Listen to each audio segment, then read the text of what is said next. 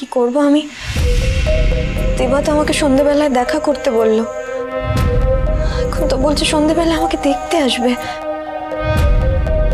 কি করব? তার মধ্যে দেবা যা গোয়ার, আমি না গেলে দেবা খুব রাগ করবে, আর একবার রেগে গেলেও তো মাথা ঠিক থাকে না। ঝিলিককে একটা ফোন করব, কিন্তু ও বা বেচারা কি করবে? এখন হয়তো গৌরব স্যার বাড়িতেই আছে, ও তো ছাতা বাড়ি থেকে এখন বেরোতেও পারবে না। কি যে করবো?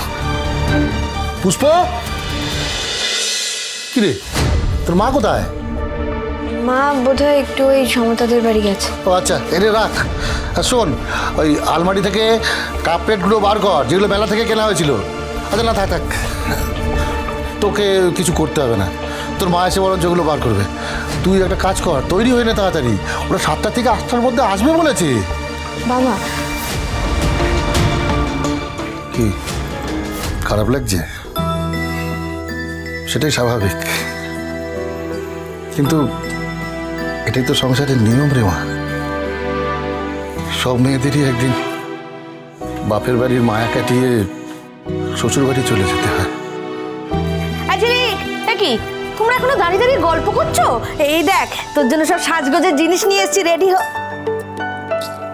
কি শাড়িটা এখনো পরিসনি? ওদিকে ঘটক ফোন করেছিল, ওরা বেরিয়ে গেছে। নে নে, শাড়িটা পরে নে। মিষ্টি কোথায়? ওই তো এখানে রাখা আছে। শোনো, রাস্তা কমলার সঙ্গে দেখা হয়েছিল, তো ওকে বললাম যে আজ ঝিলিককে দেখতে আসছে। সর্বনাশ, কমলা মাসি তো এক্ষুনি গিয়ে দেবাকে বলবে। তো বলেছো তো ছেলে বিদেশে চাকরি করে? হ্যাঁ, ওটা আবার বলবো না?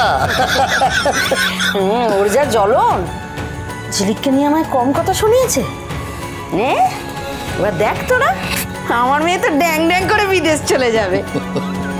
ঠাকুর, কিছু একটা করো ঠাকুর। এই মিথ্যে পরিচয়ের বোঝা আমাকে কোন অনিশ্চয়তার দিকে ঠেলে দিচ্ছে। আমি দেবাকে কি বলবো? ও তো ভাববে আমি সব জানতাম, শুধু ওকে বলি।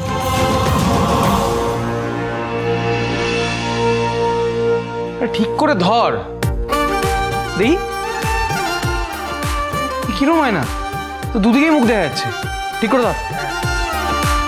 দেওয়াদা, ও দেওয়াদা, বল না। আর চকচকি করবো? হ্যাঁ, সিটটা একটু চকচকে করে দে, যেখানটা ঝিলিক বসবে। ঠিক আছে। দেবা শোন, আজ কিন্তু তুই ডেটে যাচ্ছিস, আজকে কিন্তু সবটা ঝিলিককে বলে দিবি, ঠিক আছে? একদম ঝুলিয়ে রাখিস না ভাই। আরে কি রে দেবা, হলো তো? আমার কথা সত্যি হলো তো? আজকে ঝিলিককে দেখতে আসছে, সে বিয়েতে বসতে যাচ্ছে।